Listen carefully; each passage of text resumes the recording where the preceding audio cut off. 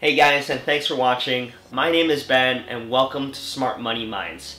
Today we're going to be talking about the 4 key investments that you need to make to guarantee your financial success. If you don't know who I am, I've been an online entrepreneur since 2012 and a stock trader since 2017. And in this channel, Smart Money Minds, I've dedicated myself to teach what the schools don't teach, and that is financial education and money management. And so if you enjoy this video or any of my past videos, make sure you hit that like button, make sure you comment, and hit that bell for notification for future videos that are going to be coming soon. In today's video, we're going to be talking about the 4 key investments that you need to make in order to be making money while you sleep. Some of these are obviously more difficult than others to get into, and some of them are just not for everybody. But if you got a combination of these 4 categories, you'll have no problem churning out money non-stop. So first of all, investments. What are they? So when your parents go, make sure you buy and invest your money, what does it mean? So investment is when you use your money that you earn or inherit and you buy things that make more money for you. You want to buy things that either appreciate in value or generate a stream of income for you without you even working for it. It's almost like you're paying for someone to do the work for you and you're making money off of it.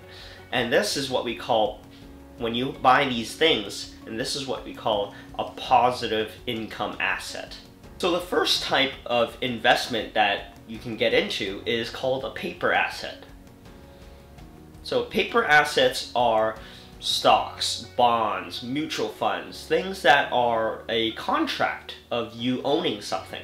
Stocks are a contract that you purchase that says you own part of this company and that you expect that the company will grow in value. So in the future, you can sell that part of the company to make a little bit more. Bonds are contracts of you lending money to a company or government, and they're supposed to pay you interest for the money that you lent them. These paper assets are, in my opinion, some of the easiest investments to get into. You can go through any bank or broker and you can buy an Apple stock for $150 to $200 depending on what the share price is that day. And you can be any age if you want to buy any share. You can get a parent to get it for you. You can get a cousin or sibling to pay for you, but anybody can get into the market. When you go and buy a share of Apple, you're really paying to own a part of Apple, and you're paying them to leverage their hard work so that you can get paid. Stocks also give a dividend. Dividend is something that a company, when they earn money, they give their shareholders a little portion of what they made. So for example, some of the bigger companies or Canadian banks, they would issue a dividend every quarter. And so you can take that dividend money and you can buy more of the same shares, or you can go and buy some other shares. What you can also do is, for example, let's say your share goes from $50 to $60, you can sell that share for a $10 gain. In the end, paper assets are some of the most inexpensive ways to start investing. You can start with as little as $200 and you can buy any share of many companies out there for anywhere from 2 pennies to, thousands of dollars, which is Amazon. The second type of investment that you can make is in real estate. Last time I checked, everybody still needs a roof over their head and they need a shelter. This type of asset definitely is much higher cost. It can cost from a couple $1,000s to tens of thousands, if not millions of dollars. But the benefits are worth it if you invest properly and correctly. First thing is that you never have to worry about not having a place to live, because since you purchased it, you can live in it and you don't have to live on the streets. The second thing is, once you start building more and more of these assets and you have multiple properties, you can rent them out and the renters can pay for your mortgage or could pay to cover your cost of having that property or that asset. And for property, if renters are paying for your property, you are getting a passive stream of income every month as they live in it. Or you can just wait and see if your house or your property raises in value within the next couple of years, and then you can sell that as well. So there are multiple ways of making money just in real estate.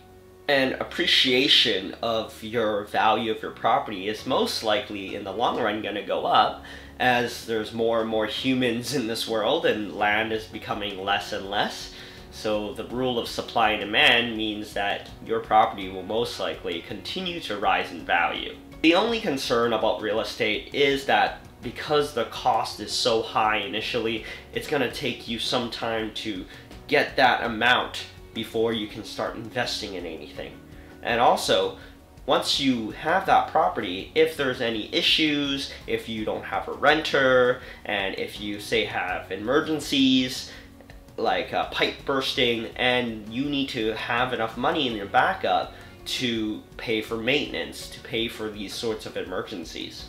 And lastly, because most of the time you can't pay for the entire property right up front, you have to get a mortgage from the banks.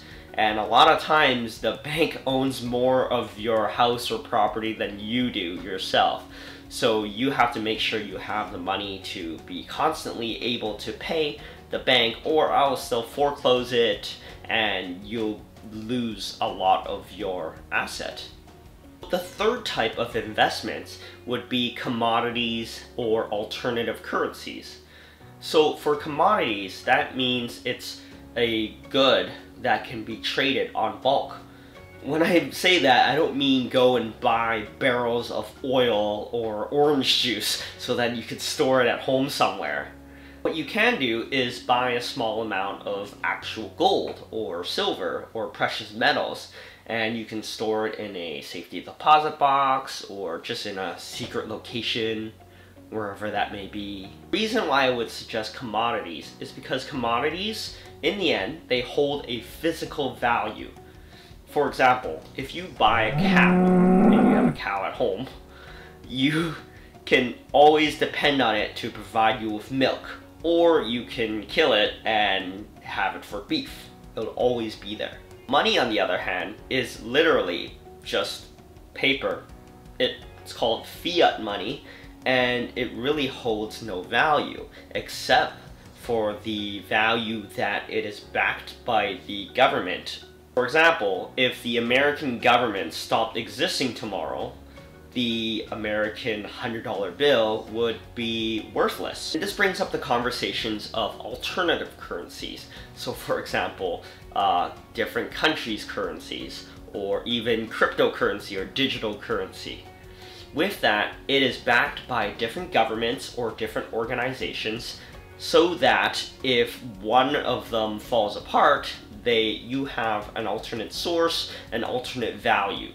Also, because different countries' economies work differently, some currencies rise in value and some currencies depreciate in value. So there's a whole exchange called, the foreign sea exchange, the Forex trading. So a lot of people take one currency and trade it for another for increased value. So even on a small amount of scale, if you take $100 American and buy $100 worth of Swiss francs, in a long period of time, the value might shift, and the Swiss francs that you bought may appreciate in value, and thus you make more money that way. In my opinion, I would treat this category as a backup investment.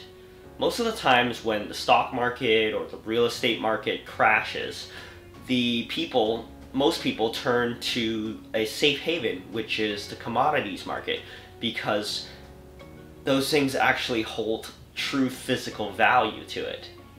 And by diversifying your currencies and your commodities, you're able to prevent yourself from depending on just one government or one organization to back up all the money that you have invested. For example, if you decided to take all your money and convert it to Zimbabwe dollars, and you decided to invest in all Zimbabwe companies. And what happens if the country of Zimbabwe has a huge drought, unable to pay its debts? They find out that the government is extremely corrupt, they go into hyperinflation, and they start issuing billion-dollar bills. At that time, all your stocks and all your money will be worthless. And that's because you put all your eggs in one basket and didn't diversify and put it in other countries' currencies or other commodities. And our fourth and final type of investment is starting a business. Businesses are about bringing real value to customers, and it's about solving a burning problem or burning desire. Businesses have the biggest potential to be your most successful investment. However, it does take, instead of just investing money, you have to invest time and a lot of effort into it as well. If you invest properly, you can build a system where employees can help you do the work for you. This way, you're leveraging their time and effort in order to support your income machine. People also find this type of investment, starting a business, very fulfilling, as it allows them to make the world a little bit better in their own small way, whether it's providing a service or a product. And for most people, the more value they offer and give to the world, the more they'll receive back in terms of financial gains, in terms of reputation. In the end, in my opinion, this investment type is one of the most active, and it's going to take a lot of energy, a lot of time, and a lot of effort, and this might not be for everyone. Right now, I'm going to show you how a combination of all four of these investment types will lead you down the road to financial security and eventually financial freedom. Step one is you're going to go take a job. You're going to earn money from somewhere else. You're going to work at a fast food place. I don't care where you work, but you're going to make some money and you're going to have a small amount of money saved up. At this point, step two is to take your small amount of money, a couple $1,000s, and perhaps you're going to start a small business, a side business, whatever that may be. And that side business, if you spend enough effort into it, it can grow your income exponentially. Business can take off, and something that could take 10 years to save, you can do it in a quarter or half of the time. At step three, you take your money that you've made and you put it into your other investments, which could be real estate, your paper assets, or your commodities or alternative currencies. Real estate, you can have multiple properties, and once you purchase them, you can have renters that either pay you a consistent amount of income, or you just take that money and you pay off the mortgage. And at the end of it, you can have property that's paying you passive income that you don't have to work for every month. And by having paper assets, such as stocks or bonds, you're looking for those companies to grow, and given that they continue to grow, you can make money from your dividends or just from selling your stocks for a gain. Say the economy or the real estate market has a major downturn. However, most likely your commodities that you've collected over the years will raise in value, or perhaps the currencies in other parts of the world will protect you from the losses that you take in your paper assets or real estate. By protecting your gains and preventing losses, you can't lose. In the comments below, I want you to tell me what kind of investments you're in right now, and perhaps what kind of investments you want to be in the near future. And if you enjoyed this video, make sure you hit that like button, make sure you subscribe to our channel, make sure you hit that bell, and comment below, and we'll see you next time.